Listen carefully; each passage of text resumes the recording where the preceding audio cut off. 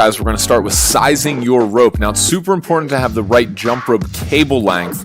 And as you can see here, you can measure that by stepping in the middle of the rope and pulling the handles up to your nipple or chest area. And as you can see, the rope handle should be right underneath my armpit. So as you can see here again, now the recommended size for your rope, guys, if you are 5'10" or taller, your rope cable, excluding the handles, should be 3 feet taller than your height. So I'm 6'3", so therefore my rope cable is 9'3", not including the handles. If you're below 5'10", just add 2 feet 10 inches to that, and that's the length of the rope cable that you should have. See, again, pulling it up into underneath my armpit. It's super, super important to have the right rope length because you have the right combination of tightness and ability to spin that rope. Now, holding the rope, guys, before we go all out and start showing you how to jump, you're going to need to know how to hold the rope. Now, notice here my body's in perfect symmetry.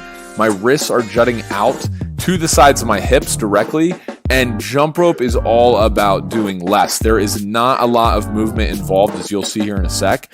But in terms of holding the rope, you don't want to be too high up. You don't want to have your wrist down too far because you want to spin the rope so that it clears your head with the same amount of inches or centimeters that it clears your feet. So you want to be right in the middle of that spin. Always have your knees bent, guys. I cannot stress that enough. You don't want to be, having your knees locked because that will definitely mess them up. You don't want to be having them, too low because that would be a really hard way to jump rope. Anyway, next up, guys, we have get up on your toes. Okay, so with bending the knees, guys, you want to make sure that you're up on the balls of your feet, on your toes the entire time you're jumping. You never want to be flat-footed, okay? And as you can see here, I'm jumping and I'm on my toes the entire time, and my feet are not coming any more than at the most 2 inches off the ground for regular bounce. So somewhere in the range of 1 to 2 inches is all that. And as you can see, I start going faster, and it requires that I actually jump lower to the ground. So now putting it all together, guys, spinning the rope, check out my body movements here. As you can see, jumping rope is all about doing less. The only thing that's working here, guys, you'll see in a sec, my wrists. My wrists are controlling everything. I cannot stress that enough. Some people jump too high and do almost like a butt kick, and you really want to focus more on your wrists, and the feet will follow, I promise. So check out here the wrists. Notice how I'm spinning the rope with just using my wrists, and my shoulders and everything above my elbows has no movement, as you can see here from the side. Look at that, perfect.